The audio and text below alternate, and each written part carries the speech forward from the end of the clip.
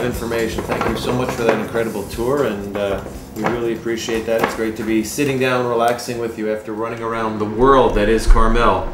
I'm curious, as you're opening up a really special bottle over here, a bottle of the Mediterranean, which we talked about a little bit earlier. The Mediterranean has a gorgeous label. We also have the limited edition here next to us that also has a great label. I'm curious about packaging. Packaging is something that's very interesting to consumers these days.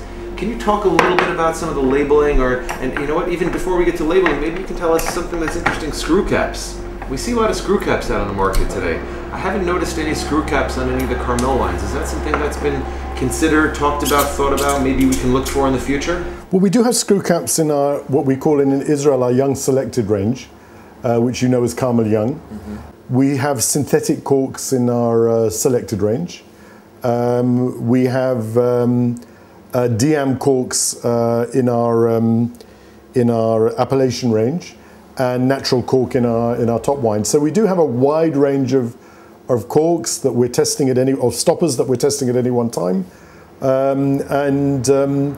we're learning about them as we year by year. We're always doing testing the different closures. We're using a wide variety of closures. As far as packaging is concerned, you can see this wine is our Carmel Mediterranean, and this is the Carmel Limited Edition.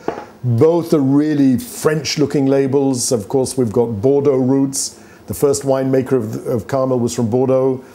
The Chateau Lafite winemaker was our first consultant, came here in 1893. Rothschild, of course, was French. So these wines are really paying homage to our French roots with the drawing, the Chateau label, the red capsule, very simple, less is more. We have the limited edition, which is a Bordeaux blend with the famous building at Rishon LeZion, and we have the Mediterranean, which is a Mediterranean style blend with Zichron Yaakov on the label. And I'm going to pour you a glass now. Sounds good. Let me put you on the spot. If you had to choose a wine that was a non-Carmel wine, that's one of your favorites out there, you want to change things up a little bit, what might that be?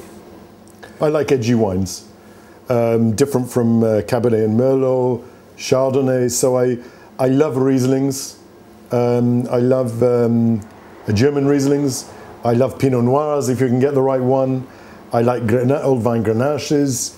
So anything that's a bit edgy and a bit different, I like very much. I'm definitely secretary of the club to advance these two varieties as Israeli wine varieties.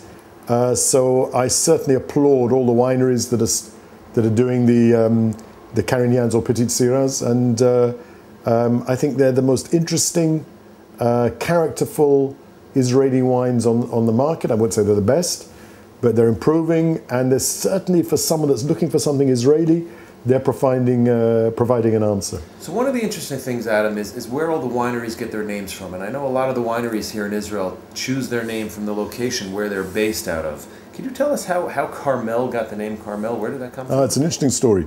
First of all, we're situated on Mount Carmel, which is in the Bible, in the Tanakh. Secondly, the root of the word Carmel is Kerem El in Hebrew, which translates to God's vineyard. So it's a beautiful name for a winery. And we found in the writings of the management at that time, they decided on the name Carmel because it had a good ring in Hebrew and in English. That was the reason they decided it. So it became Carmel Wine Company abroad, Carmel Oriental in the Near East, and eventually turned into Carmel Winery, which is what it is today. Yeah. Adam, we love you so much. Thank you so much for having us. We really appreciate it. We look forward to seeing you again, hearing from you. Thanks for all your time today. Thanks very much. It's been a pleasure. Thank you for coming.